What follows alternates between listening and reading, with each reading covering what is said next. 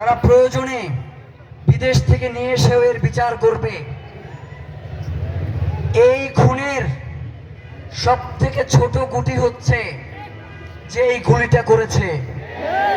এর পিছনের রাঘব পাল কারা আমরা জানতে চাই। ওসমান হাদিকে শুধু এই শুটার নিয়ে যুদ্ধকে খুন করে নাই আমরা জানি। আমরা কেউ বোকা না ভাইয়েরা। তার খুনিকে শুধু নিয়ে আসলেই হবে না, এই খুনের পিছনে কারা কারা রয়েছে আমাদেরকে জানাতে হবে। তদন্তের কথা বলে আপনারা যাদেরকে পার করিয়ে দেওয়ার চেষ্টা করছেন তাদেরকে আপনারা পার করাতে পারবেন না ভাইয়েরা।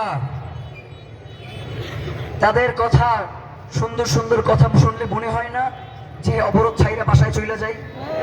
খুবই তো সুন্দর মিষ্টি মিষ্টি কথা। আমরা কি বাসায় যাব? আমরা কি বাসায় যাওয়ার জন্য এখানে আসছি? ভাইয়েরা, আমরা ইনকিলাব মঞ্চ থেকে এখানে যা সিদ্ধান্ত নেই এগুলো শুধুমাত্র যে আমি একা সিদ্ধান্ত নেই ব্যাপারটা এমন না। পুরো টিম বসে সার্বিক পরিস্থিতি পর্যালোচনা করে এরপরে আমরা সিদ্ধান্ত নেই।